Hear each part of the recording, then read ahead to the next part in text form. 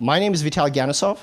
I'm one of the organizers of this session. We've been doing that for a few years now.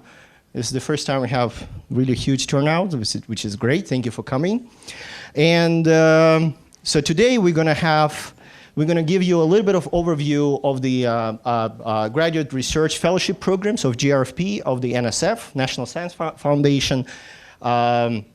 First, from just this kind of some of the details of that application, if you never heard of it or never looked at it. I assume many of you have.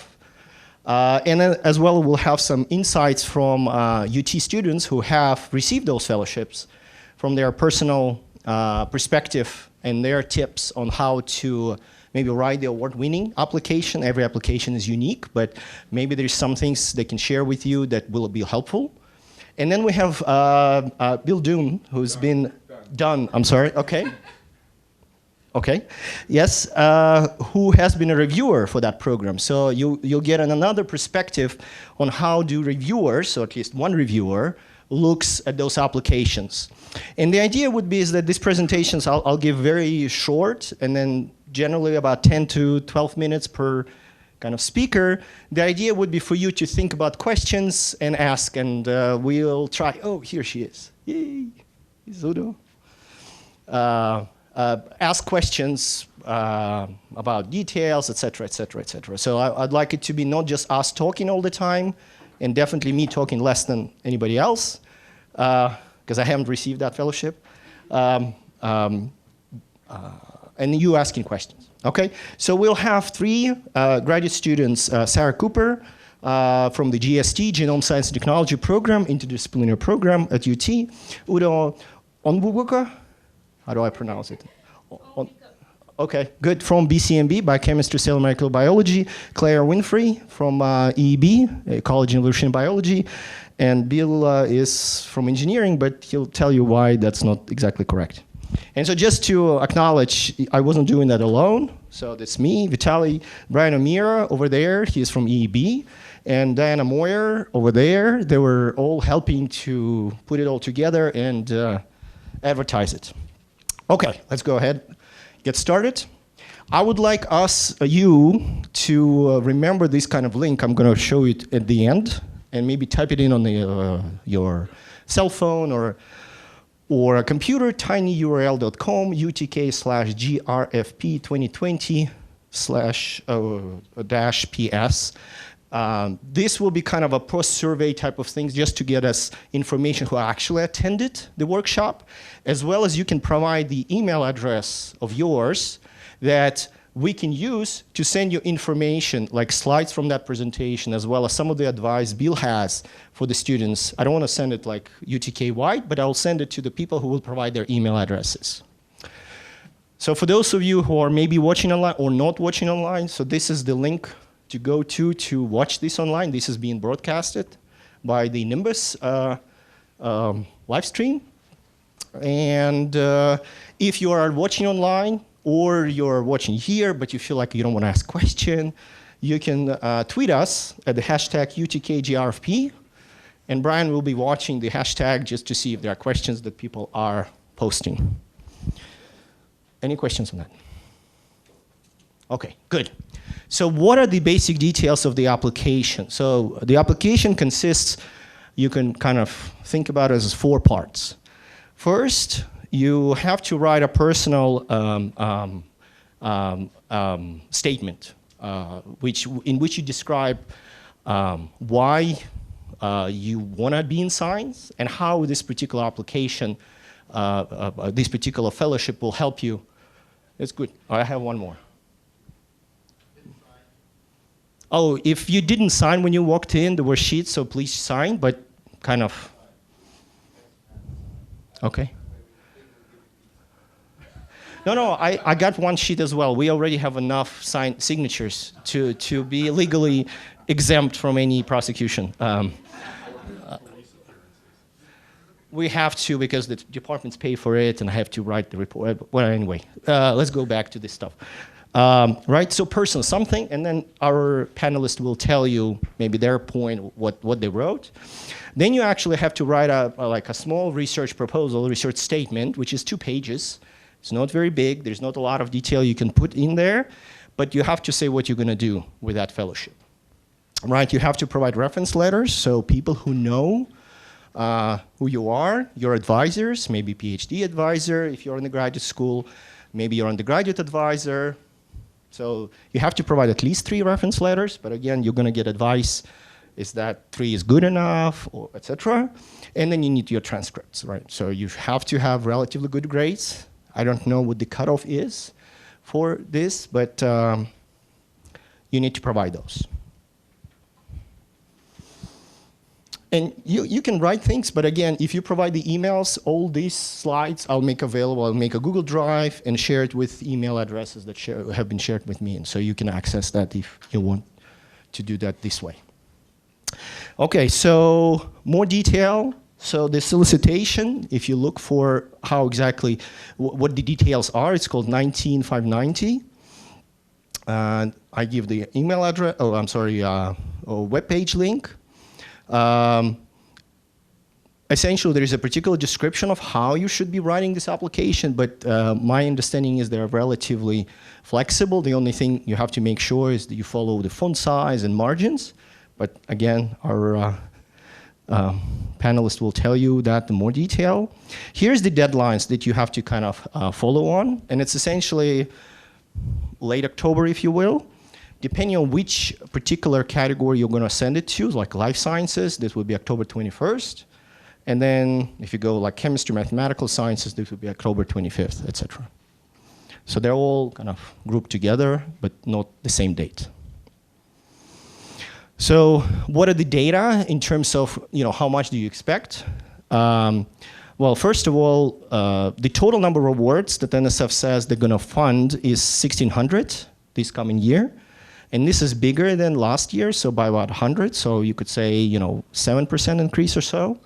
Last year was 1,500. And the total funding is $138,000. It didn't change from the last year.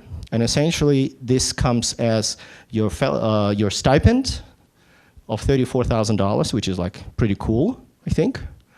And you get an allowance for the to pay tuition and fees of $12,000, which may cover most of it or maybe all of it. Again, maybe our students will tell us more. Eligibility, this is where it's a little kind of was unfortunate for me. So you're not eligible if you are not United States citizen or permanent resident by the deadline. So if you're not, unfortunately, you can leave now. I didn't mean that. But if you are, then you're eligible, right? And so there is 2 opportunities, especially for undergraduate students. Raise your hand if you're an undergraduate student currently. Okay, well, we have a number of you, right? So you can apply now, right? And if you don't get it, you can apply as a graduate student as well. So if you're an undergraduate student and this is your senior year, highly recommended apply. Even if you don't get it, you're going to get some feedback and maybe you can improve next time. So graduate students, whether you're first or second year, you can apply. So first year is, but you can only apply once. So if you feel like your application is not maybe strong in the first year, maybe it's an idea to apply next time, but you decide.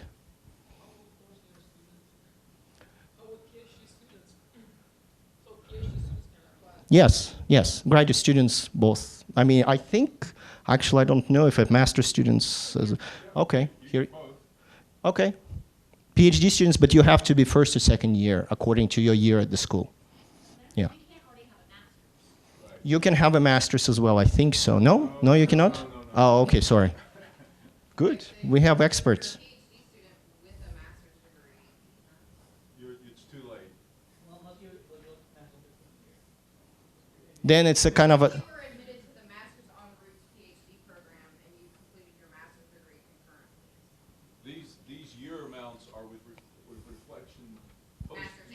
Post-undergraduate. Since your bachelor's degree. Okay. 1 year since your bachelor's degree, or 2 years. You can take gap year. Well, yeah, gap year is right. But you weren't enrolled, yeah, at the graduate program. Good, I like it. Thank you for... You can apply if you've already completed a master's and you're doing a PhD and then You can apply first. You can't apply because you would then be in your second year of eligibility as a graduate student. So if you're at a 2 years master's and when you completed it, you were ineligible. You have consumed your eligibility.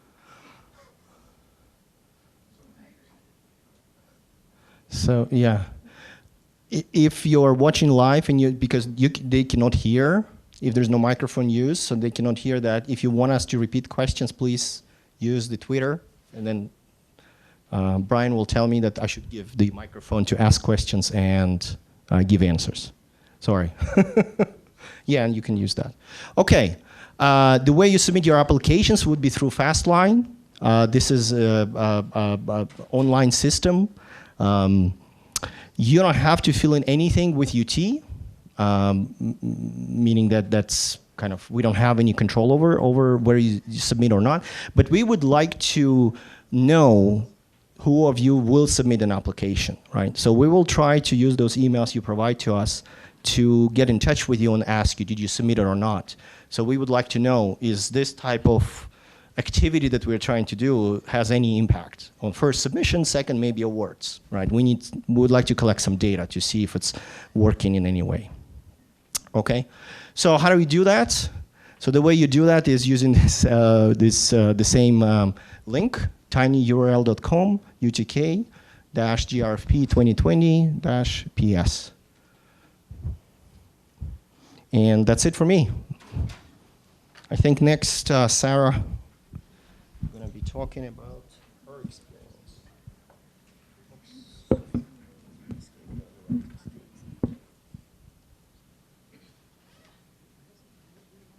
was good. Some people.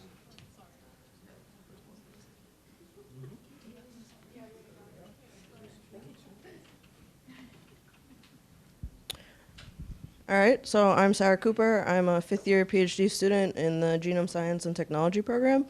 I work out at Oak Ridge in the Center for Molecular Biophysics, where I do stuff from antibiotic resistance to cancer vaccine design. And so some of this is going to be redundant with what Dr. Gonyusov just said, so I'll kind of go through it quickly. But yeah, it is a 3-year fellowship with your stipend and cost towards education. And from my experience, even if the $12,000 doesn't cover the whole thing, UT still helps to supplement it because you did get the award. And again, these are the requirements. And did you mention recommendation letters? You did, okay. Yeah, so we need at least 2, but preferably 3 recommendation letters. And I believe it's called Fastlane and not Fastline, just if you're Googling the submission form. And since 1952, there have been almost 50,000 awards and over 500,000 applicants, but the amount of awards changes slightly from year to year. And like we talked about, you have to be a first or second year graduate student. And you'll find out the results in around April of next year. And so 2 main things that are important to think about for this application are addressing the NSF criteria of intellectual merit and broader impacts. Now, what the heck does that actually mean? So I took right from the program solicitation. So intellectual merit is the potential to advance knowledge. So this is going to be specific to your research topic. How can you provide some advancement in your respective field? Broader impacts is a little bit more difficult to kind of get a grasp on and to integrate into your proposal. So this is how you can benefit society. So whether it's through your research, maybe not like if you're doing a health-specific thing and it is saving lives, but more like, can you give back to the scientific community in some way? So are you going to mentor undergraduates? Are you going to do things like this where we're sort of trying to help other people get these types of opportunities? Are you going to go out to some underrepresented minority group and try to help them, engage them in science, stuff like that? And there are some examples. If you, for all this stuff, if you just Google, there are tons of examples, tons of resources online that can help you. And they specify that each of your statements, so the personal statement and the research statement, should address these 2 criteria and put them under specific headings so that when your reviewers are reading them, they're drawn to that. And there were several review criteria that I found in the most recent solicitation. So again, how are you going to advance knowledge and benefit society? How creative, original, or transformative is the idea you're proposing? And how well set up are you both like in your lab and you as an individual to execute this work? So you want to propose something that makes sense based on the way you want to go with your graduate education. And are there adequate resources for your advisor? So like for me, I do computational science. So do we have plenty of computational resources to execute the type of job that we're proposing? And then again, these are the deadlines. And so what you do is you pick a primary field and then you pick a secondary field. So back when I was applying, I was doing a bit more like computational chemistry, so I had to pick some subfield within chemistry and write my proposal geared towards that audience. But you can also apply for interdisciplinary proposals, so if you're heavily involved in 2 fields, you can specify that. But I've heard people say that that's less likely for success maybe because you're going to get reviewers from possibly 2 different areas and you have a very short page limit on these proposals and you might not be able to get your ideas across in a way that is satisfactory towards both distinct areas. And I guess one piece of advice that at least I think worked for me is syncing the recommendation letters with what's in your proposal. So first start by whoever you ask, give them as final of a draft as you can before the deadline. Reviewers have until November 1st, so they have a little bit more time to write their recommendation letter after you submit. And you can request from more than 3 people, but you prioritize them on the website. So whatever you prioritize as the first 3 that they receive, they will use for your application. And I would say get a diverse set of reference letters, so maybe not just research advisors. Like I tried to get somebody who knew I did a lot of outreach activities and stuff like that, because then they can back up all of these broader impact things that I want to do and say, oh yeah, you're actually capable and willing to execute these types of ideas. And so I chose my research advisor for my PhD, my research advisor for one of my rotations, and also PI for my fellowship, and my undergraduate research advisor. And again, just ask them to highlight things that meet these 2 intellectual merit and broader impact criterias, just to sort of make your whole application kind of synchronous. And so just overall advice about the 2 documents you'll be submitting, just have discussions with your advisor, maybe start with making an outline. I think the hardest part is just like getting it started, getting ideas down on paper, even if it looks nothing like the final thing, or even if the idea you come up with at first is nothing like what you do at the end, it can be useful. And talk to people who have gone through it, even if they weren't successful in the application. What did they learn from it? What are some advice that they can give you? Maybe if you know somebody who's applied, have them read through it and see what maybe they would do differently. But like Dr. Ganyasov said, every application is unique, every proposal is unique, so you kind of have to put your own spin on it as well. And then for the personal statement, you want to spend quite a bit of time talking about your past and present research experience, which depending on where you are in your graduate career, that could be a whole lot or just a little bit. You want to talk about outreach activities. You want to talk about your goals after graduate school, so what do you want to do? And don't forget to talk about yourself and your experiences, because the way these are funded is they're investing in a scientist. They're not necessarily investing in the specific research project as much as a grant would be. And so you want to make yourself sort of stand out from the crowd a little bit. And you can use your personal statement to do that.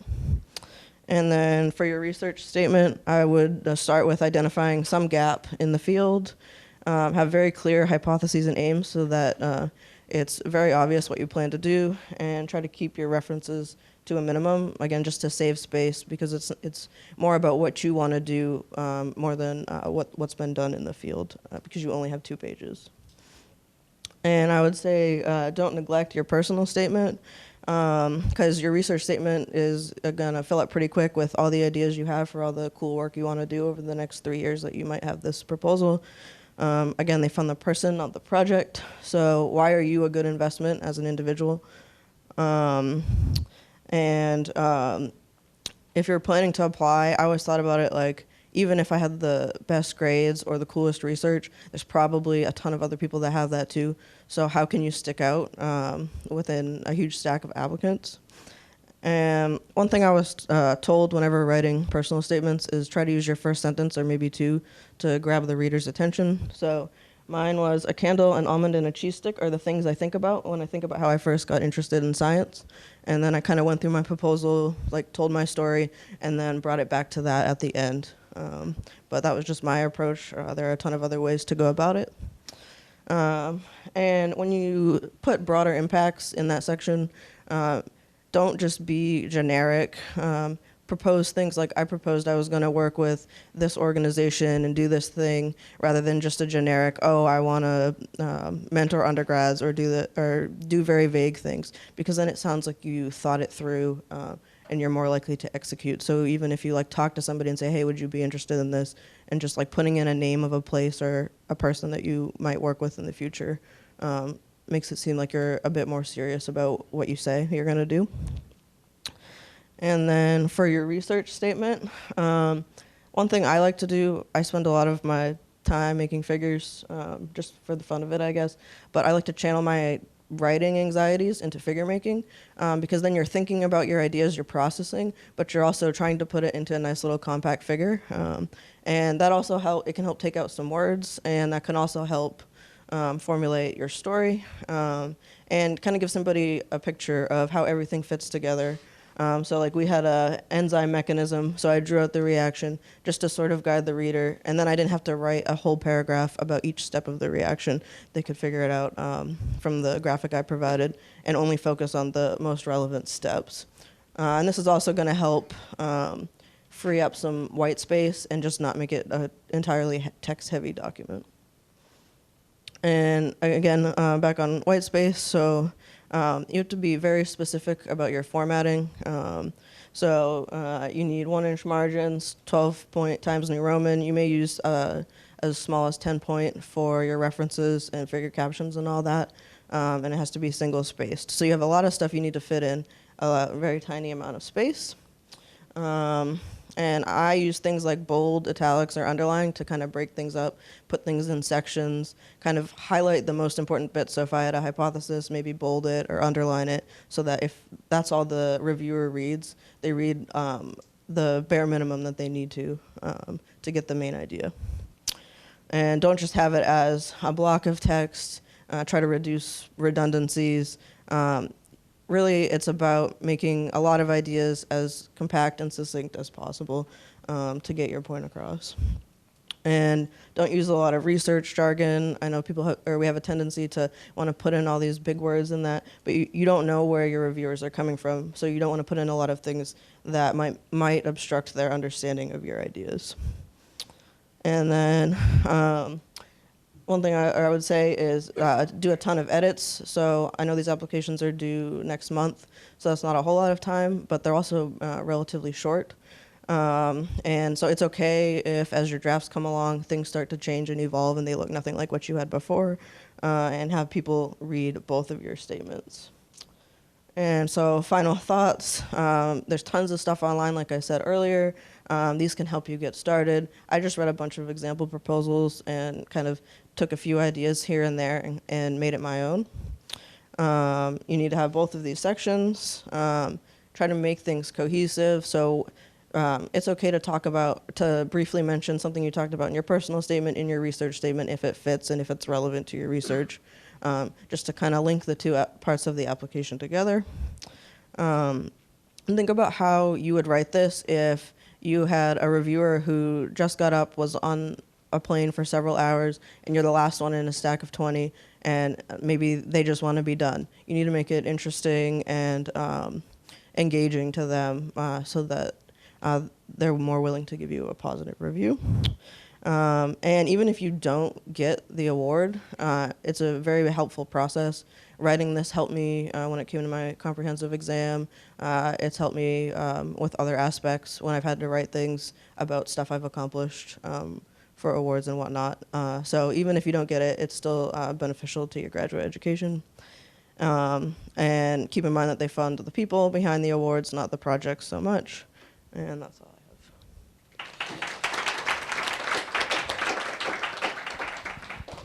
Any questions for Sarah?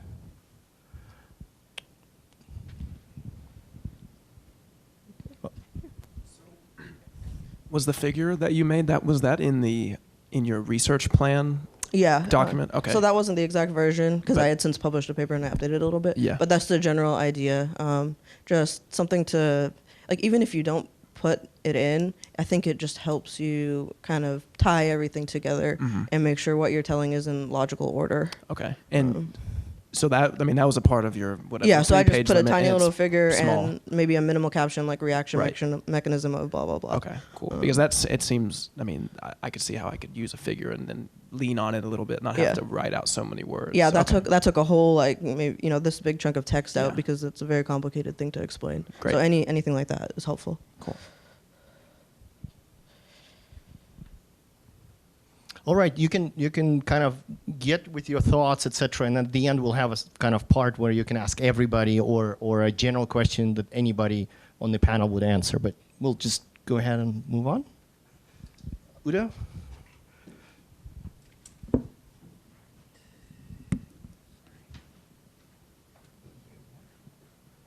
might be some pizza left. You okay? Oh, that's yours. Yes, yes. Okay. So hi everyone. My name is Udo. I am in BCMB, and this is the beginning of my 4th year. So I study how cells divide, basically the end of cell division, cytokinesis, and that's what I wrote my GRFP on. So Sarah covered everything really well. So I'm just going to try, my presentation is very short and not as detailed, but I will try to cover just a few things that I thought were very important to me. When I wrote this, I only had one chance and one chance only. So, oh, okay. I can just do this, right? I'm old-fashioned. Okay, so first of all, I want to talk about the writing part and what was important, or what I thought was important. So for my research proposal, and Sarah already touched on this, you need to have a figure, a really nice figure that actually talks about everything that you're going to be proposing, so that someone can look at the figure first before they actually start reading. You want to be very, very concise. As has been mentioned before, there's not enough space for you to write everything on your mind. And you want to show your creative side. So don't be afraid to be who you are on your research proposal and also your personal statement. And I know that everyone here is going to tell you, okay, these are the instructions, but people told me, I still went online, did my research, wrote down what I needed. I don't trust what anybody else tells me. I'm not saying don't trust them, because they are very knowledgeable and they know what they're saying, but just be anal enough, just in case. Go check, read it for yourself and make sure. So don't skip that last point. Okay. So what did I think made me get this GRFP the first time I tried? Was I super smart? No. In fact, my GPA was 3.0. First of all, I think that I wrote my essay in such a way that I wanted these people to see who I really was. And I worked a lot with my mentor, so every single thing I did, I talked to my mentor, Dr. Das, and she was very helpful every step of the way.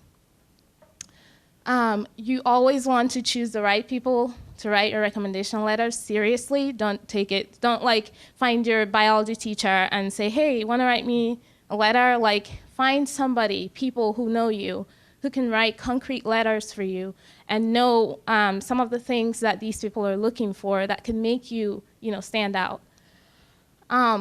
So for me, I had an internship. So when I graduated from the University of Montana, I had an internship in the Paul Allen Institute for Brain Science in Seattle.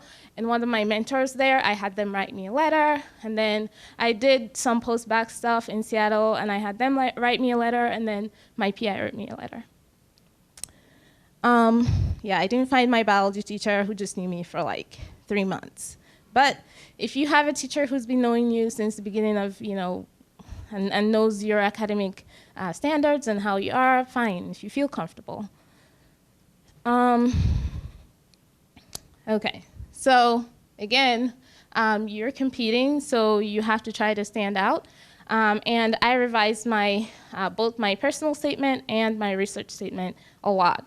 I revised my research statement up to 15 times. So you have to start early if that's gonna happen for you.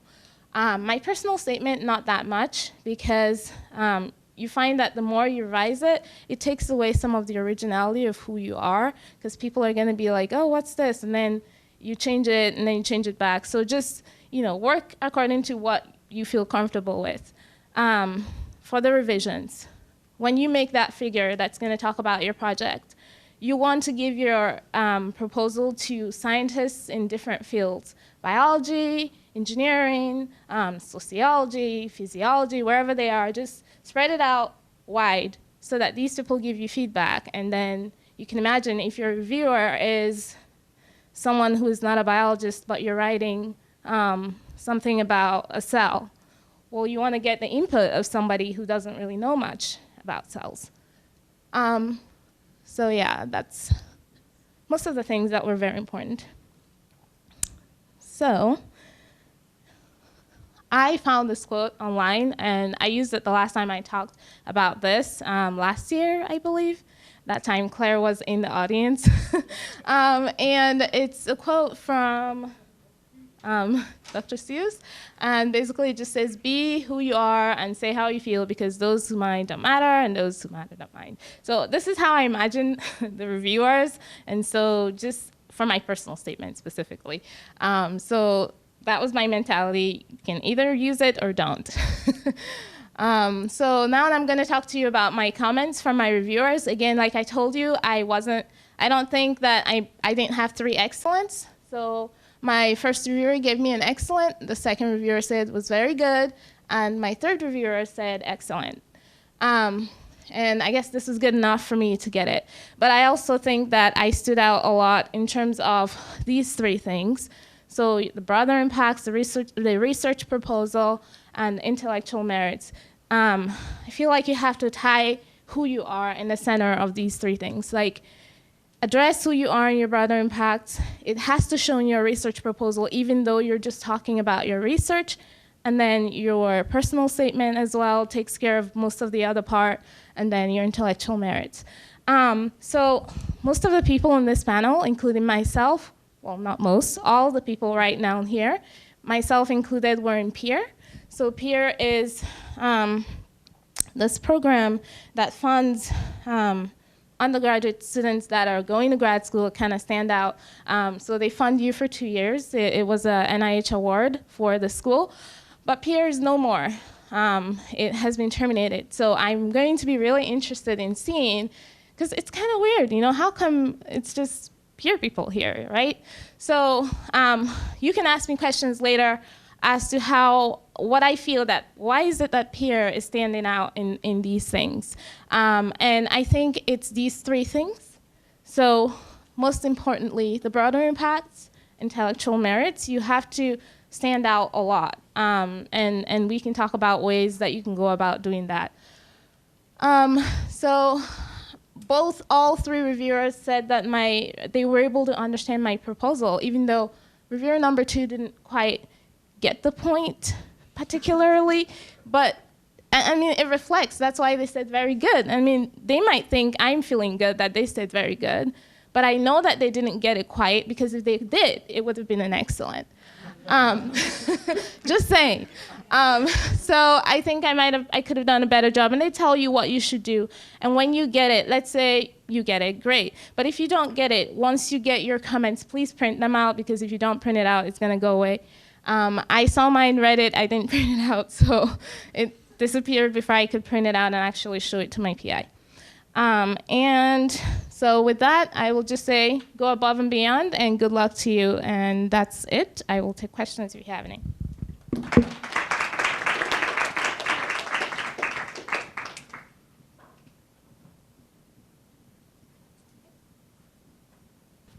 Was there anything based on like scientific from reviewer too that you say very good that they didn't understand? Was there anything in comments that you kind of felt like they didn't understand rather than just the grading part?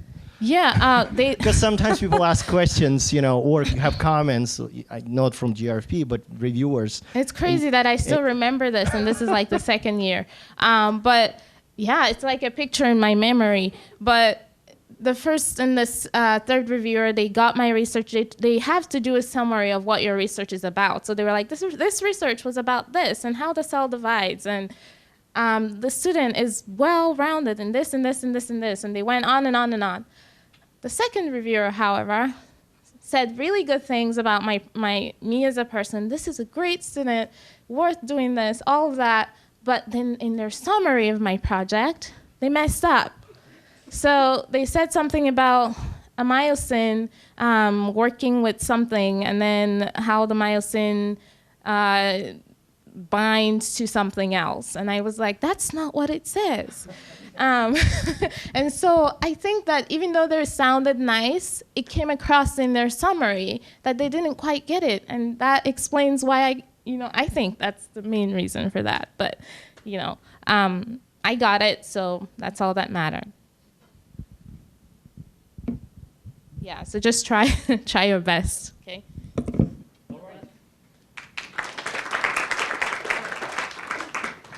All right, one more perspective. From students. Yep. Awesome. Now I will use the clicker. That's this one. Uh-huh. This one? Yep. Okay, so this button here is going to, oh, I see. Yeah. It's just, cool. Hi, everyone. My name is Claire, and I am in ecology and evolutionary biology, and I study animal-microbe interactions. So I specifically work with dung beetles. They do what you think they do. And I mention that in part, one, because I think that they're really interesting, and secondly, because if you can find something kind of charismatic about your project that you can kind of carry through, I saw that. Yeah, you made that face about dung beetles, but you're going to remember it. Yeah, I'm watching. But anyway, I think that stuck with my reviewers. So find something charismatic and go with it, and that's what I'll say at first. So my first tip, I got this tip last year, but is really do your homework before you start. And this sounds very obvious, but read the instructions, read the prompt, and then read them again. I also took notes. So I wanted to know when I was first taking a stab at this, what are all the parts I need to address? Am I missing anything? What are the margins? What's the font size? You want to know all of those things, because if you go back and you're editing even the margins at the last minute, you may have to cut a whole lot.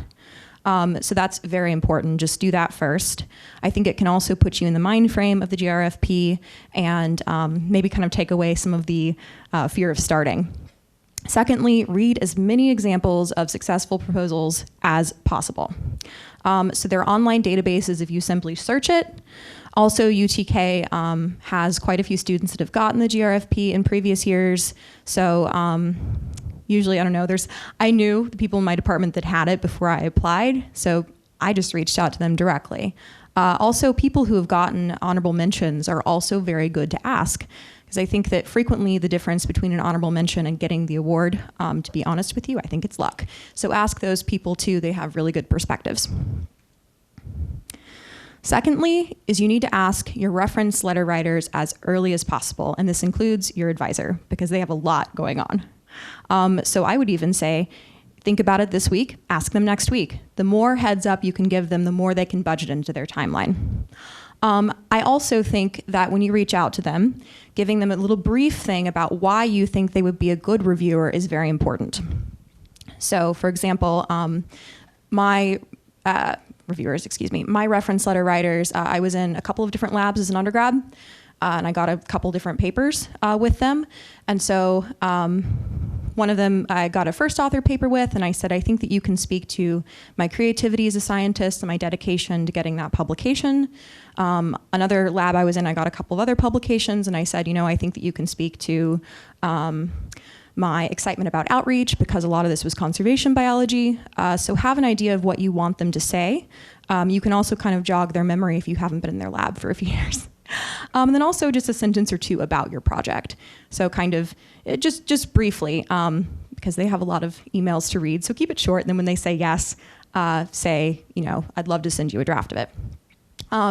Also, strong undergrad relationships are better than budding connections in graduate school.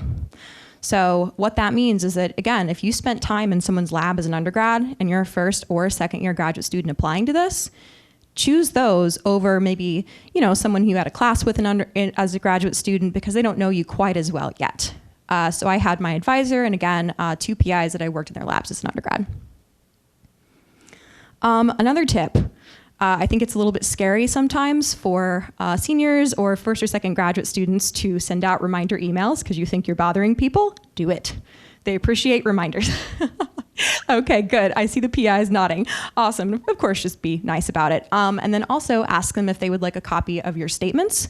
And if you want to give them a good heads up. Even a mid to late stage draft is good, I think, as long as a lot of your thoughts are on the page, and if they don't have to kind of, navigate through too much kind of unformulated thoughts. My next tip is write early and write often. You don't want to fall in love with your first draft because it will change a lot. So I recommend a thought or a junk page, and this is something that I've always done as a writer. I was a writing assistant as an undergrad. So sometimes I think in my head with all of my ideas, I have this and that, and I don't really know how they connect quite yet. I just know that they're in this sort of amorphous mass in my head, and somehow they are consistent. But putting that out in a very linear page is hard. So keep a thought or a junk page. If you have a statement or a sentence that you really like the way you explained it, but you don't know how it fits yet, save it. You might come back to it. And then also keep all of those more polished drafts and things you even throw away. You may want it. You may think, I don't remember quite how I phrased that or kind of what I'm trying to get at. Go back to that. And then also, I would really recommend setting weekly goals and discussing them with your advisor. First, discuss them with your advisor because they're going to have some good feedback about that, and also because it keeps you responsible. So sometimes if you set personal goals, it's easy to not do them, but if you tell your advisor, I will have you a draft by September 15th, you're probably going to do it.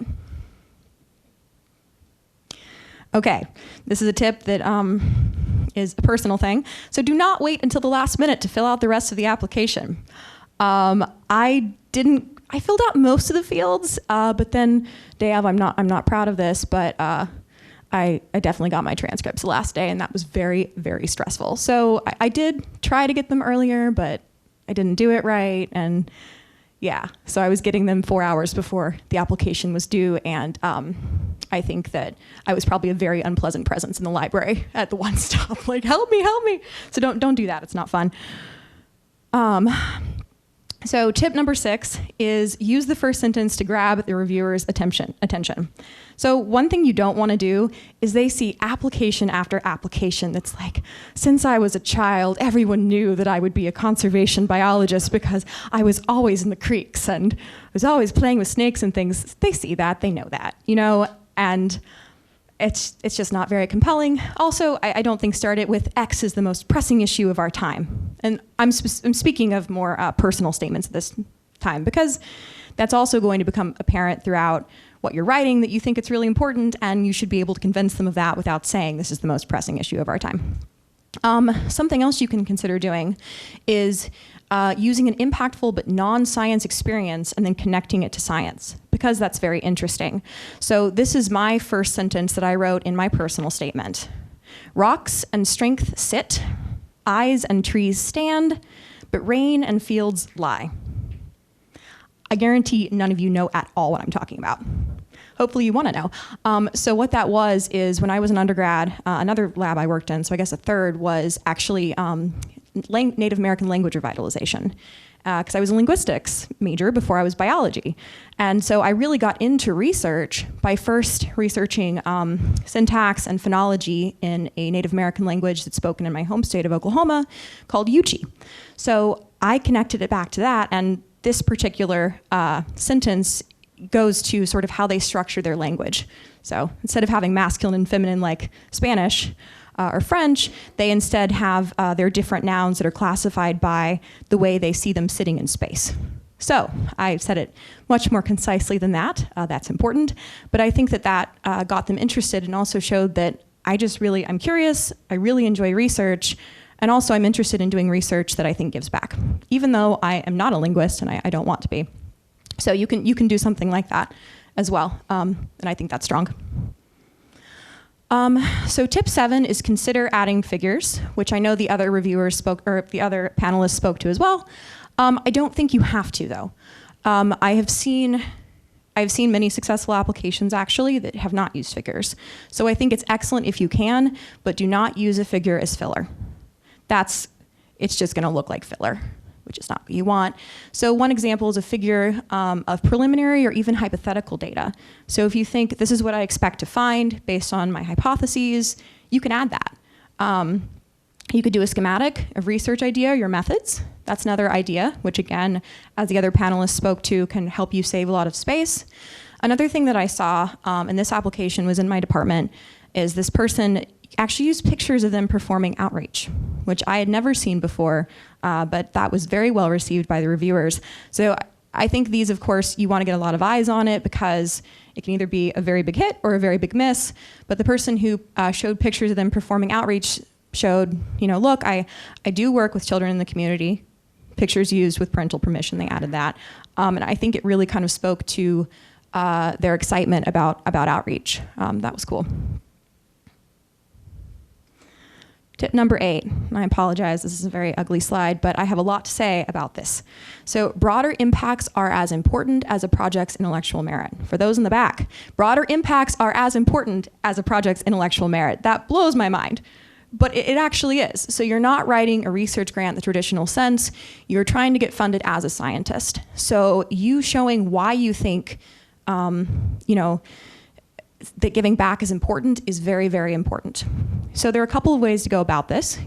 I've seen successful applications with a lot of smaller involvement in mini projects, but if you want to get that right, you have to still explain maybe how they're a part of a broader theme, why they're important to you.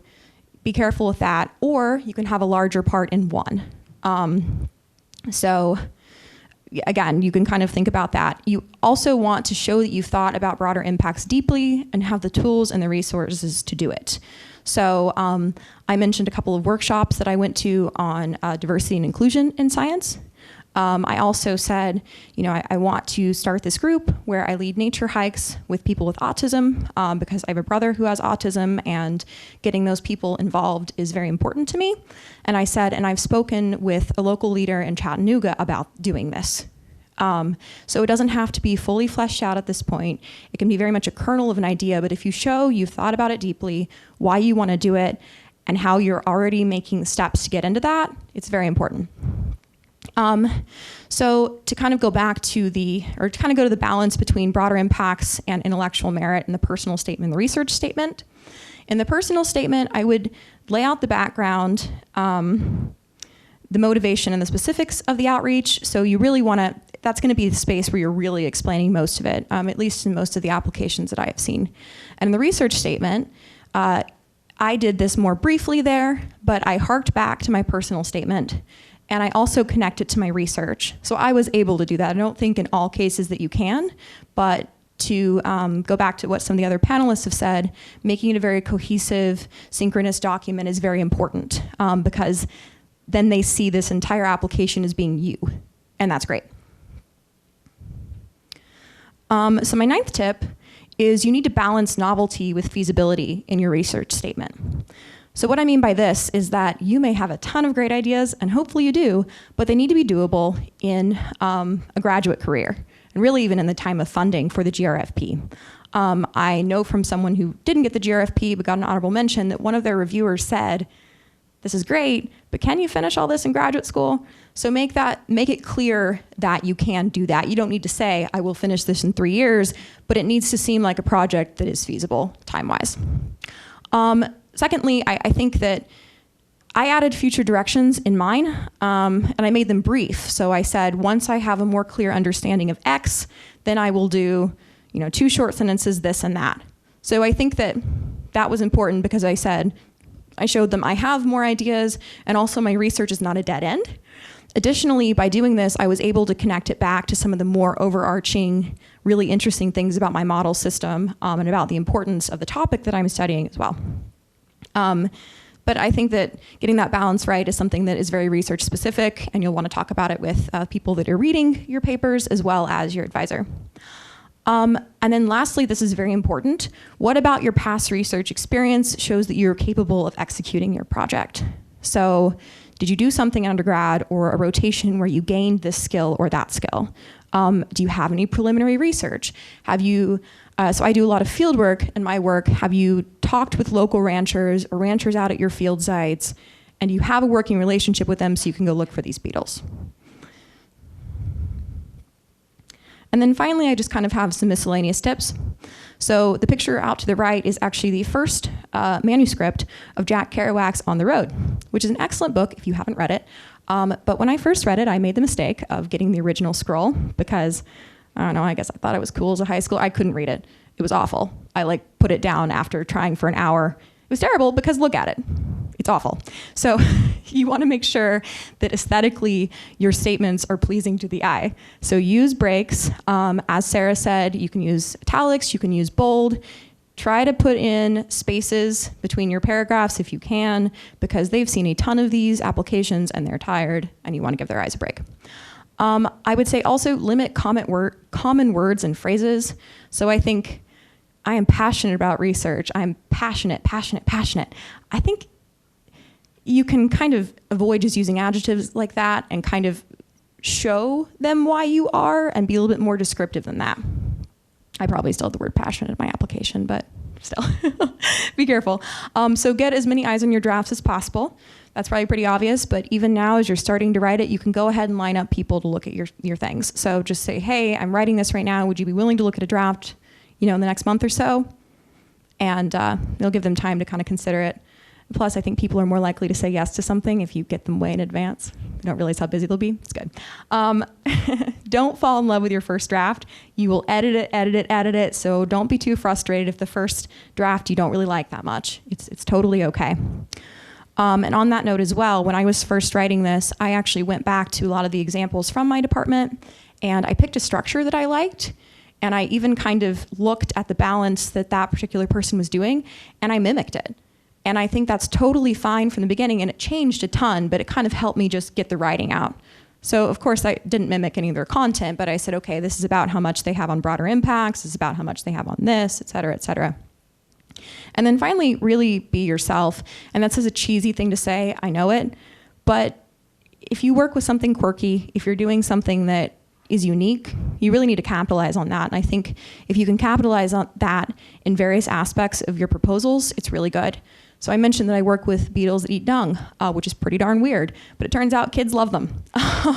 So in my broader impacts, I talked about that. I talked about why they're important for nutrient cycling, and I find that really interesting. I'm really interested and fascinated by that.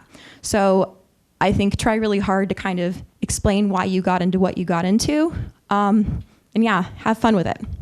So that's all I have for you guys, and I'll take questions now or with the group.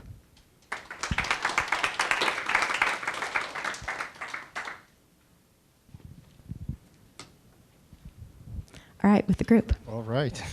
Wow, that was really, really specific. Cool. I really loved it. It was very accidental that all the 3 presentations are completely different, but I think extremely nicely complementary. Bill? And so Bill doesn't have any slides, so he's going to just talk. Wow. Hi, I am doomed to failure. I have this in one hand. What, you're trying to make me stand? I'm not going to stand there. I'm going to walk around. I'm sorry. It's just going to happen. All right. So I've already failed right there. Okay, I told you I was doomed to failure. I've got a script in this hand, I've got a microphone in the other hand, and I only have 2 hands. So this is not going to go well. I'm also wearing glasses with a focal distance of 3.5 feet because the correct glasses are sat in my wife's car, which is here because my car is at the repair shop. So having said all that, why am I here? I'm here because I've reviewed these proposals. I was a reviewer for 2 years. As was indicated, I was going to indicate something about engineering. I am an administrator. Okay, so you still love me? All right, I administer in the College of Engineering. I am a faculty member in the Department of Earth and Planetary Sciences in the College of Arts and Sciences. And that is where I did my reviewing for NSF. So I and 30 other of my closest friends assembled in a virtual panel on 2 different occasions because I did this twice. I personally read 30 proposals. I can assure you, if you don't do what these fine folks say, and your proposal number 29, you're not going to have a good day, all right? So, because it does need to stand out and differentiate. So now let me actually say the most important thing I'm going to say today. You are writing an application. You are not writing a research proposal. NSF hammers it into the reviewers time and time again that we are looking for talent. We are looking at the people. Sure, there's going to be research in this document, but the most important thing is the person and the talent level of the person and how they articulate who they are and why they're doing what they're doing. So write it as an application. If you don't believe me, notice the simple fact that the personal statement is 1 page longer than the research document, okay? I know from practical experience, people who have taken the personal statement and have done what they thought was perfectly reasonable. God, I really care about this research topic. I've got to find some space to talk about it. I'm going to savage the personal statement and do that, and it doesn't work, you know. This flows from who you are. They've all said in various forms, be yourself. That is dead on right. Because if you're not going to differentiate. You need to differentiate, all right? Because they are looking for talented individuals. So the person is the most important, then the idea and the application. Now, let's have a little quick show of hands. We did part of this already. So the first group, please keep your hands up. Who in here is a senior? All right, or undergrad, any flavor of undergrad in the room. Okay, who is just in their first month of being a graduate? Keep those hands up. I didn't say you could, but so all right, okay. So here's the bad news for you. You are not established researchers. You don't have enough wrinkles, you haven't lost enough hair, you know, you haven't acquired interesting diseases that you get as you get older, all right? So but here's what you are talent. And that's what this program is about. NSF is in the business of identifying talent in this program and supporting it because they want to invest in people who are the future for research in whatever the disciplinary area is. Okay, so I could keep beating that drum, and I'm going to beat it just a little bit more. All right. The personal statement's longer than the research plan. That is deliberate because the application should flow from who you are as a person. Then the motivation and source of research interest is clear, and it's easy to tell if the applicant is the source of the research hypothesis and plans, including articulating the research significance. It all, in the perfect case, embeds into you. All right? So that's my most important message. I'm not through with it. I'll come back to it. So now let me switch gears and talk about the competition. All right, so as you probably can find, what is about 7% of the applicants receive an award. And notice I said 7% of the applicants. I didn't say 7% of the proposers. I said 7% of the applicants. So that's 1 in 14. So what does that mean for me as a reviewer? I've got 30 of them. So at best, 2 or 3 of the people that I am inclined to think are really good are likely to get funded out of this pool. And there's probably like,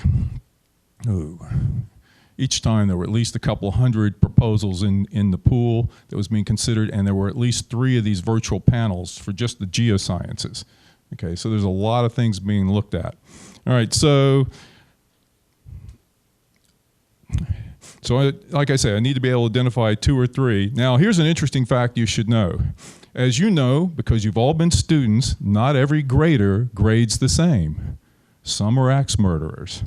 Others couldn't bring themselves to distinguish, oh, everybody's got to get at least a 95 or I'm not going to be able to sleep tonight. So fill in the blank in between.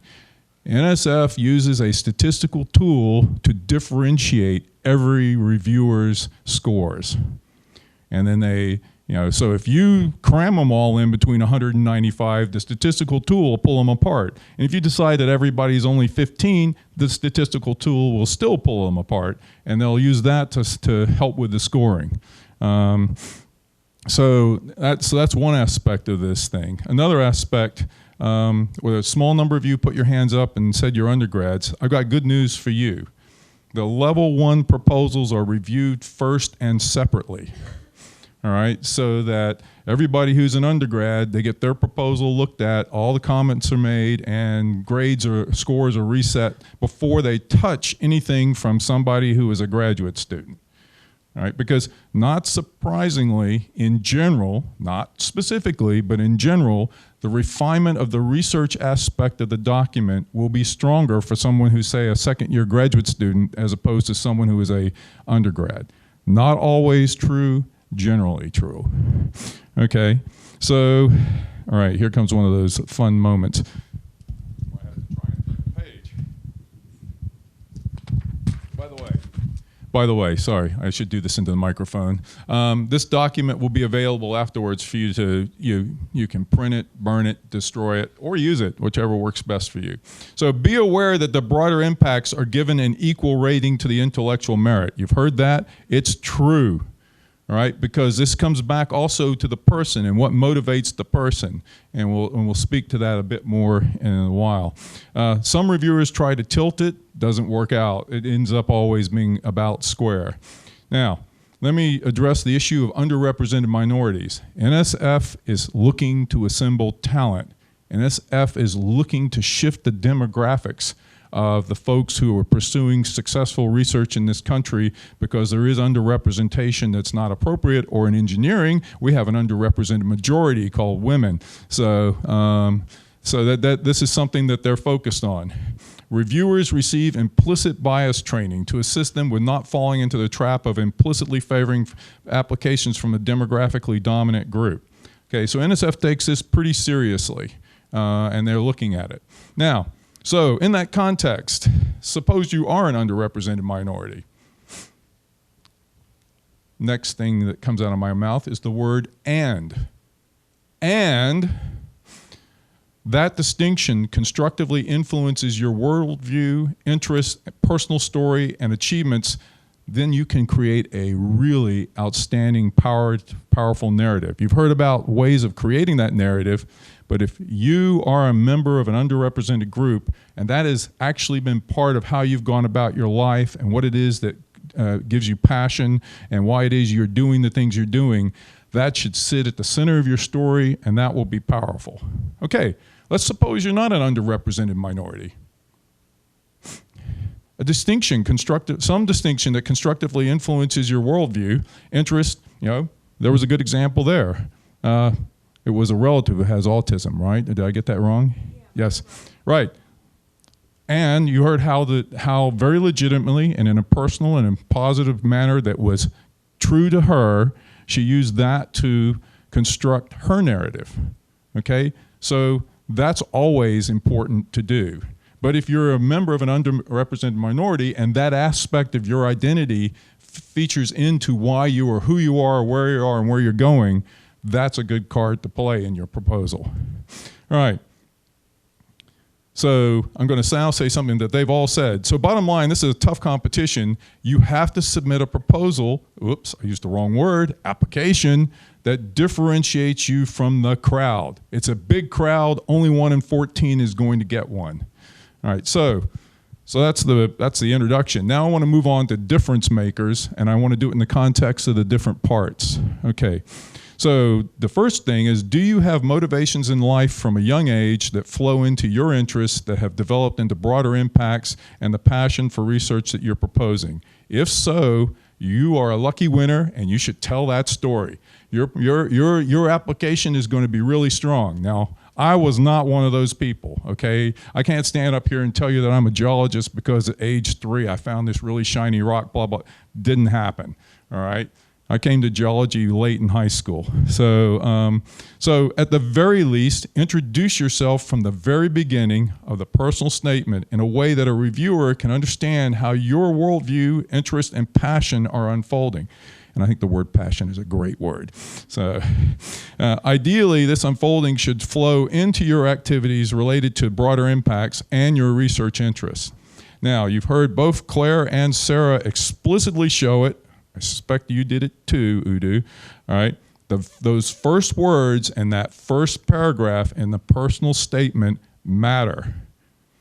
All right, you were given 2 examples that were very personal. I think that, and they obviously built from that, and it worked. And the best applications do that.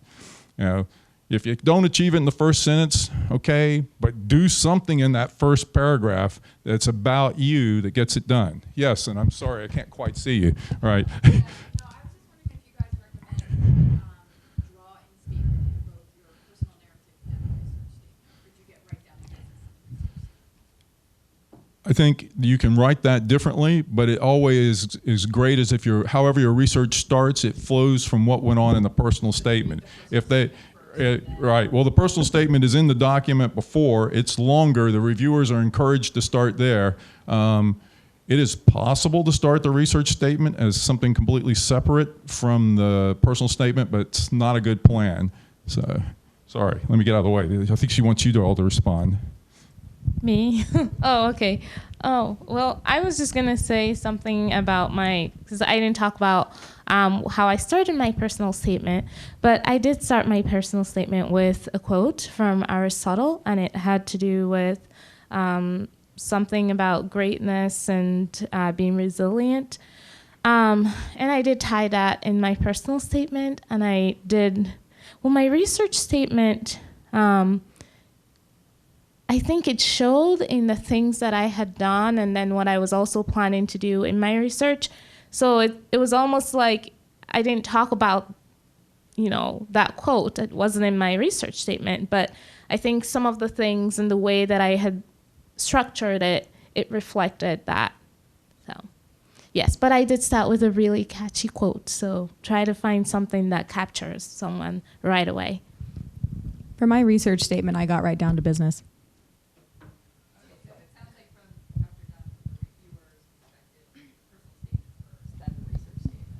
Right, yeah, so the personal statement, I mean, again, and this is the reviewers receive training from NSF for this.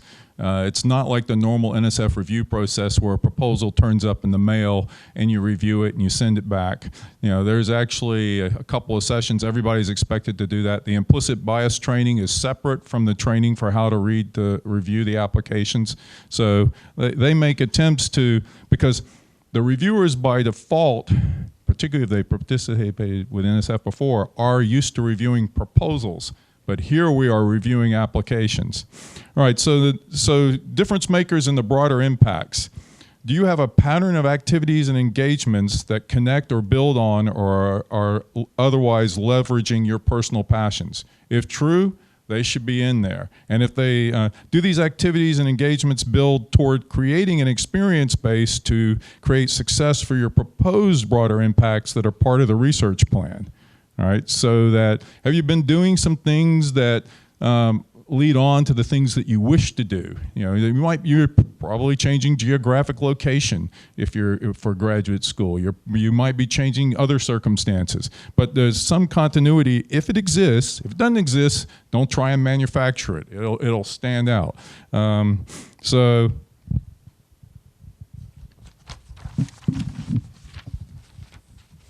So remember that credible narrative connections are very important. Further, your intended research and broader impacts in the research plan should root to your past activities and opportunities. So I just said the same thing twice. I'm being redundant in a good way. Now, here's an important caveat. They do not need to be identical or simply sequential. They need to relate within the context of who you are as a person. Remember, the person sits at the center of this 5 pages of personal statement and research. All right, so differentiators in the research plan. I think you've heard them all here, but I'm just going to reiterate them. Can you articulate the significance of the proposed work? And ideally, this is really cool if it's true, and it works best if it is, does this significance root back to your passions and motivations as a person? Also, do the outcomes from the research plan actually relate back meaningfully to the stated significance of the work? I promise you, there are people who submit these applications where that doesn't happen. And as was also stated, have you clearly articulated one or more hypotheses? Because that's got to be there in the research part. So I'm going to say something that probably isn't going to seem terribly original to you, but bear with me. It's definitely not good enough to say this work is important and must be done so that the results, whatever they are, will be important. I'm sure none of you intend to write anything like that. I promise you there are many different ways you can write something like that and not even know that you're writing it like that. You know, what's the significance? What are the hypotheses? How do the outcomes relate back to the hypotheses and the significance of the work and to your personal passions? So get all that in there. Okay, personal information. Transcripts matter. I'll give you a couple of examples going one way or the other. If you're proposing mathematically intensive research, but your academic record is weak in math in terms of grades and/or courses, you have a problem. I've seen it happen. People with really great proposals, but someone goes, well, they've only got 2 math classes and they already need to be doing vector calculus. Okay, you know, you're not going to be, that can be a real issue. Flip side of the coin. If you're proposing to do cross-disciplinary work across boundaries in your research and you've got the coursework for both, that's going to go well. You know, you don't have to have all the coursework, but if you've got coursework on both sides, and as we all know, and as an arts and sciences person working in a college of engineering, there's really cool stuff to be done if you're crossing boundaries. So if your transcript shows you've got some background in both, that's a good thing.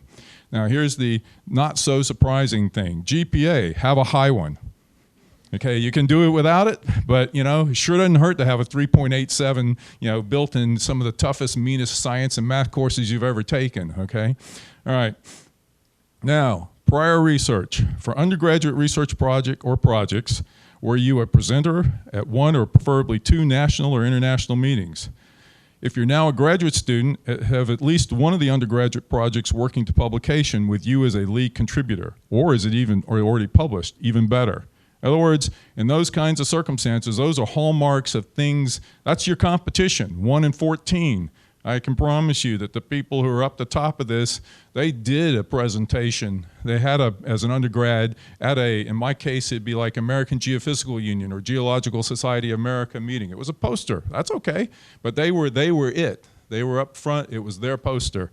And if they're a grad student, that undergraduate work is progressing towards publication. And this, you know, this depends on who your mentor is and how they fit you in your their research group, but that's still really good stuff.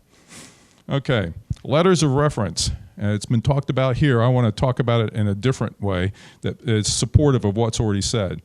Please select people who know you, worked with you, mentored you, or have a connection where they can tell useful stories about you as a person, your motivations, your passions, your commitment to your motivations and passions.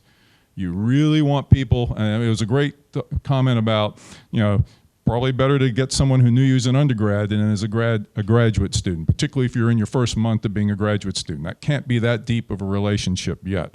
Preferably, they will tell stories where they were supporters and facilitators or acting as observers in their letters to describe how you drove the broader impact activity or research project to success yourself. Those are the best letters. Now, here's a letter that isn't going to do you so much good. Not a bad letter. Folks who can testify that you were great in their class are nice, but will not stand out as letter writers. All right? Again, the kind of letter writers I'm talking about can speak to who you are as a person and how you as a person and the things that you have written about, and this comes back to sharing your application with them in time, because ideally they will be smart enough to think about how they really appreciate your existence and connect it to something that you were saying in the application. Okay, I think that's it from me. Happy to sit down and let somebody else take over.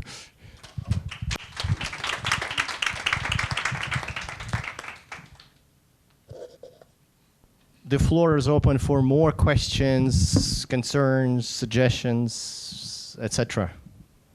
What kind of? Yeah, if you can, please use the microphone. Yeah. So I was wondering how much background about, like background knowledge about the proposed topic you had before writing about it.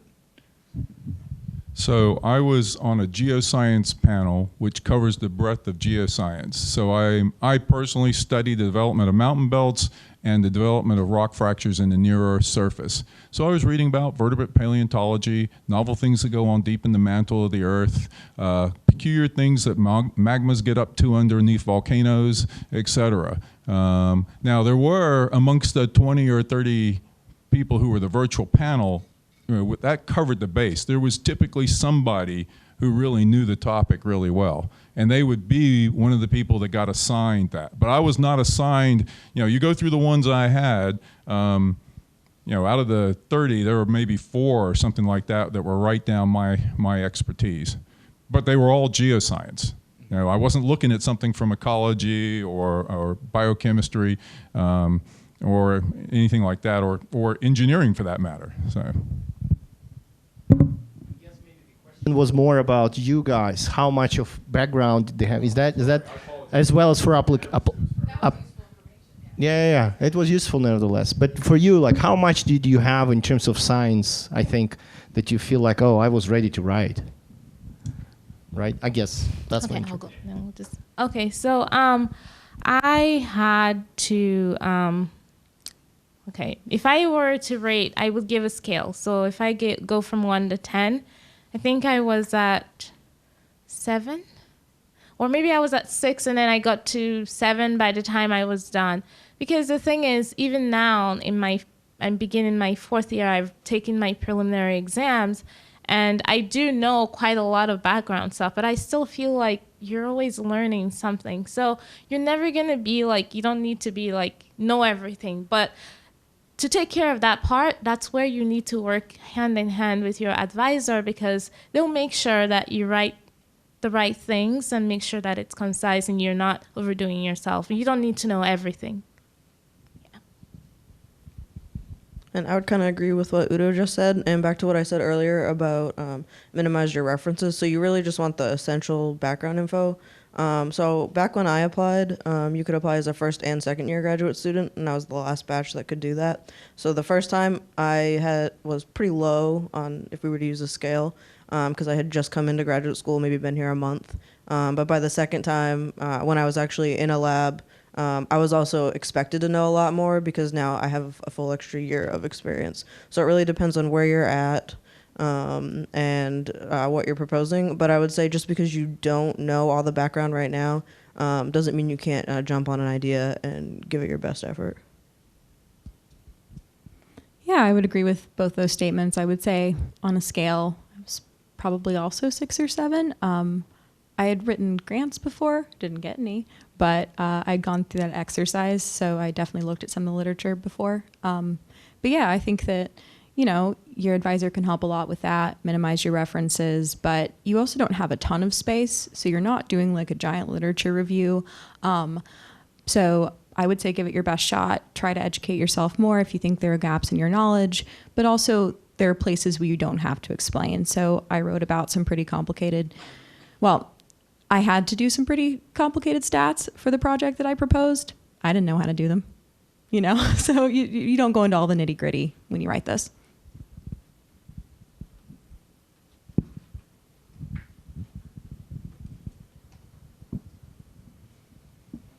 So am I married to this proposal? And by that I mean, how does the communication process work about your research project through your coursework while you're in graduate school? I would say not. You're not married to it. And I don't really think it has to inform the rest of your graduate work. it's convenient if it does because you've spent a lot of time thinking about these questions and writing the proposal, but NSF doesn't follow up with you. We want to see a publication on the research proposal you wrote. You just really have to convince them that you are someone who is very interested and very, capable of doing this work and that it's worthwhile. Yeah, I would say you're definitely not stuck to it, but you are somewhat stuck to the area you apply. So like I applied in computational chemistry, but not everything I do is exactly computational chemistry, but we try to always link it back to that. But if you make some drastic change, there are ways to change that. But definitely the idea you proposed, like that project, I did it, I got my publication, and it's sort of on hold, but I'm doing other projects sort of in the same area or slightly related. So it's not just that's it. What you propose is all you can do. And I would say that if you get it every year, you write a 1-page summary of what you've done for broader impacts, intellectual merit, gone to conferences, all that stuff. And so that's basically what you report back to the NSF. Yeah, you're not married to it, like they've said. Every year you have to write this, you have to basically give a report. And I think they check on you with this. But you can always nicely write that while you're enjoying this part, this happened accidentally and I wasn't able to keep moving in this step. Therefore, this is the more interesting way that things have turned out, and it's still kind of under this umbrella, but it's going in this direction. And they kind of also know, I don't know if they really hammer you on you have to do exactly this, but I know that they're open to, this is what's happening. I mean, it's science. So I think once you're under your umbrella, like Sarah had mentioned, you're okay. Remember, it's an application. The research can change direction, because NSF is after talent. If the particular research project works out, great. But if a different research project works out for the same talent, that could be even better. I have a question for you. Do you read our reports every year? Are you part of? Oh, you're not part of them. Just on the review panel.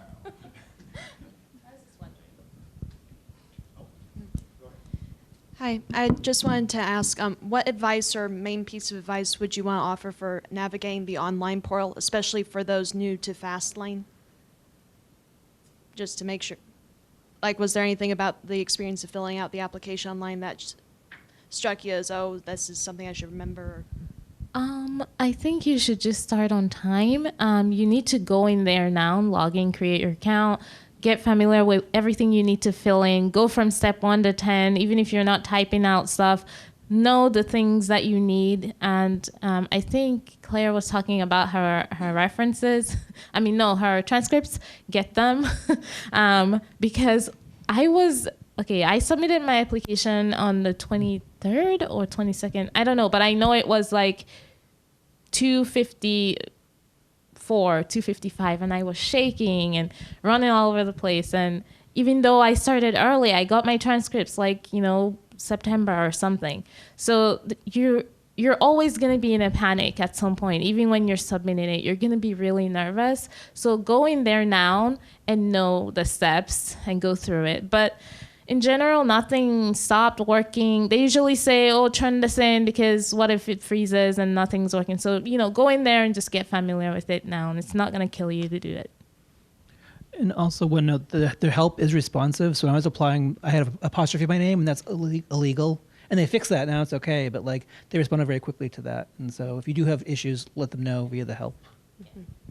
One thing I would add is, so the first time I applied, so basically you submit your application as a Word doc or your actual written document, and it converts it to a PDF.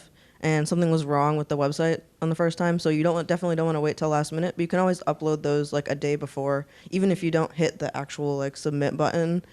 Just make sure that they're processed and everything, because chances are, if it's the last day, you've got 24 hours or less left, you're not going to change a whole lot anyway. So it's better to be safe than waste all this time and then be shut out of the system just based on something you can't control. Yeah, definitely. I submitted my proposals, or I uploaded them before the deadline, and that will make you feel a whole lot better. So, yeah, I agree with all that. Just get started early. You can go ahead and fill out all the application fields, today or tomorrow if you wanted, and just have that sort of off your plate. I think I remember Sarah was mentioning last year when we did that. Just imagine that there's a lot of people who are submitting on the last day. And even though, of course, connection is now better and NSF website is not healthcare.gov that crashed when everybody applied for the healthcare insurance, but it's always good to have everything set up before, so you just click one button and it just, approves you. Just if you happen to be somewhere in the Hawaii and, poor connection to the internet or something. So yeah, if you start earlier, I think always good. There will be always people who are submitting last minute, and if you are that last minute person, just something happens, and just start earlier. Yeah.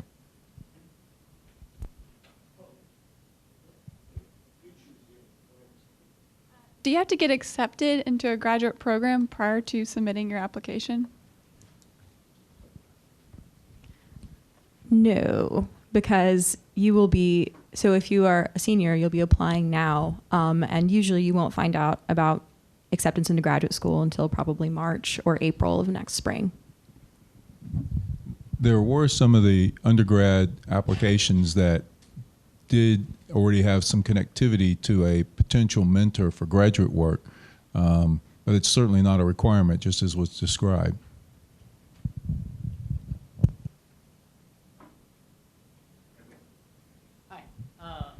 So I know you said that they're looking for talent and everything, but if you are a first-year graduate student and you don't have a lot of research experience or presentation or publication experience, would you recommend waiting till your second year so that you have that kind of experience to show and to, more exemplify your talent? So the thing, there we go. The thing I'm being nervous about is that when I was a reviewer, it was when it was pretty standard to have applications in your, but you only get one application as a graduate student. I don't think, if you don't have a deep undergraduate research experience, I don't think that in and of itself is any kind of a deal breaker, all right? That's obviously not what you're going to rest your application on. And if it is, then you have an issue. But if you've done something, sometimes it can be about your broader impact activities. That personal statement, what you've been doing out in your life to affect others can be very important as part of, and if that's going to naturally integrate into the research that you're looking to do, and maybe you did just a little bit of undergraduate research, but you got great coursework and you got connectivity with this advisor. Those are things that can be finessed in the context of who you are and what's important about your application. Sure, you want to check every box. All those difference makers I was listing, you'd like to have them all check. But it doesn't work out that way for a lot of folks, including some folks who got the awards. Not a 4.0. So.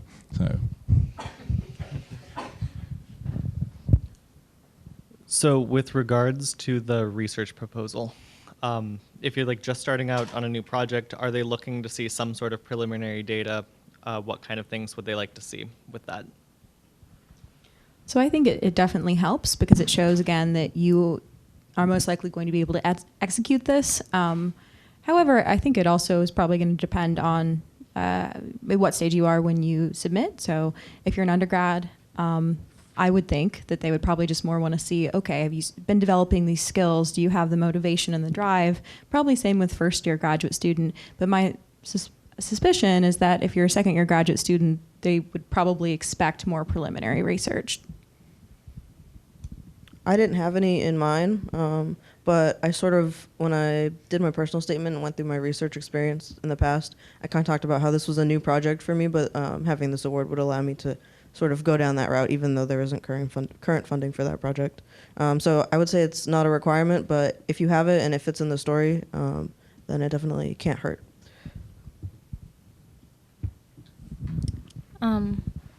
No, you don't. You don't have to have it. I didn't have anything. I didn't have any papers published. So you don't. Just, again, like he's been saying and we've been saying, it's all about you, really. So if you can talk about how awesome you can be or you are without being arrogant about it, I guess, I think you should be okay. So what I would add to that is significance of project. Can you articulate why it is that what you're interested in pursuing in research has significance, and preferably to more than 3 other people who care about it in the world, okay? And then the other thing is the questions you're going to ask, the hypotheses you're going to pursue. And if you can articulate the significance and the hypotheses and lay out some kind of a basic research plan, without necessarily having any results. I mean, good grief, what undergrads should be having results for their graduate research that they haven't even gotten out of college for their first degree yet?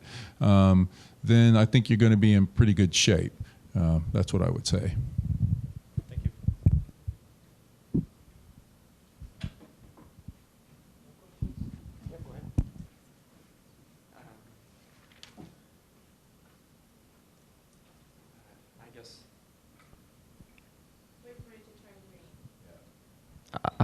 I guess this might be a little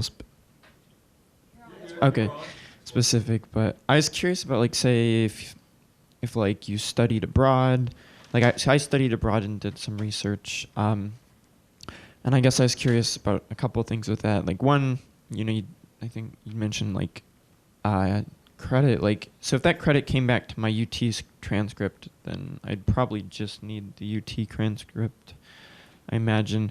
And the second is, like, do you have any advice in that case? Like, let's say I want to pursue a problem that might be related to the work I'd done abroad, but then everyone here says, like, work very closely if you're PI. But that seems like, I mean, it seems like you guys may have all won as graduate students.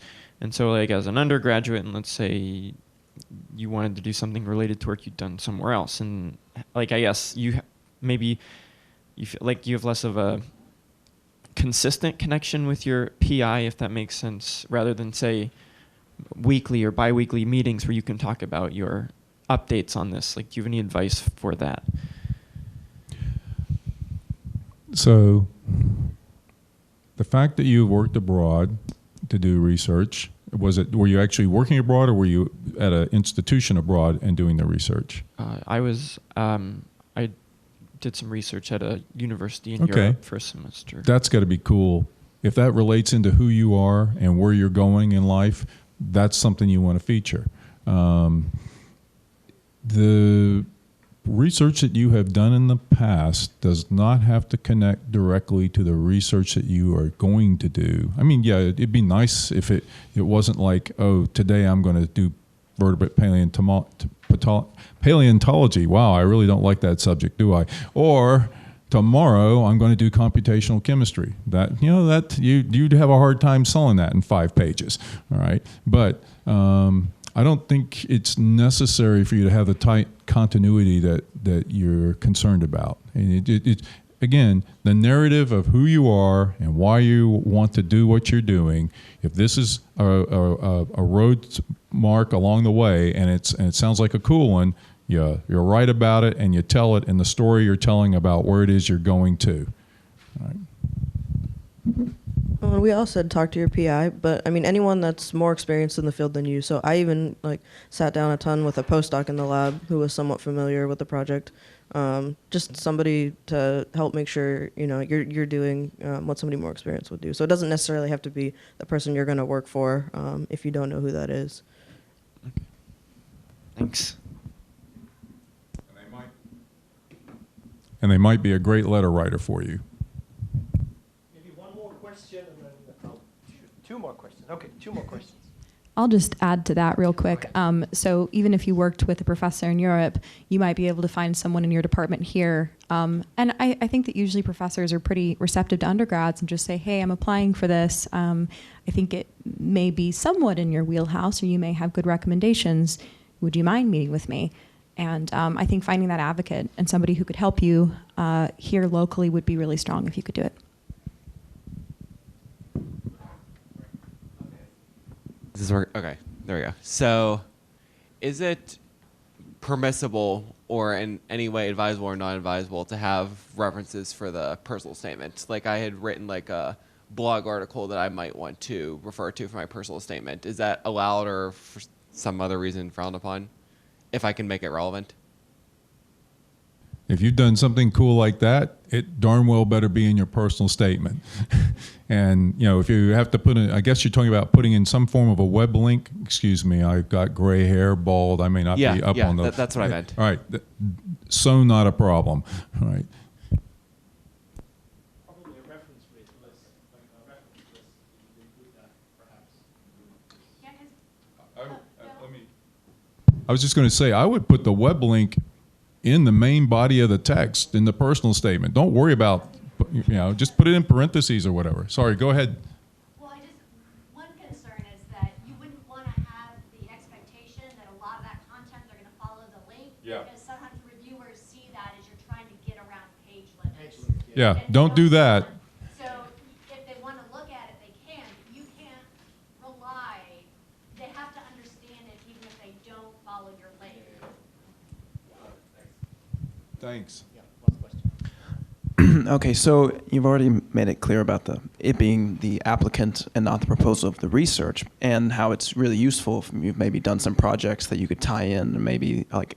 So I have, it's a very specific question, but if there were some kind of projects in the past that I'm trying to kind of work on more, get a publication out of, but I haven't yet, and I wanted to use the GRF as kind of a way to learn more so that I could finish those types of projects that I've already kind of started in the past, but also move in new directions. Would it be better to lean on saying, oh, I want to go, deep into this new part of this, or should I try and kind of round it out and be like, I want to work on what I've been doing, but I kind of want to go into a new direction? It's hard to explain. I'm hoping everybody at the table can offer you an opinion on this. I think you could write it either way. It depends on what you're comfortable with and how you want to tell your story. I think you should just, if you can, put them together in a nice, I don't know how comfortable you feel about writing, but I'm sure you can come up with a way to blend it in such a way that, it would be nice to do that. But if you can't, then be concise and do what you can. And I think it kind of, maybe you can use one of your reference letter writers too to kind of back up the unfinished stuff. They can say, oh, you're working on a manuscript on blah, blah, blah. And then even if it's not finished, it's still well on the way. That's great. Thank you. So I think getting that balance right definitely depends on what exactly you're doing. But to me, I think that sounds like a strength that you have going on. You're saying, I'm not only interested in this, I've not only been interested about it because it's me as a person, but also I'm in the thick of it right now.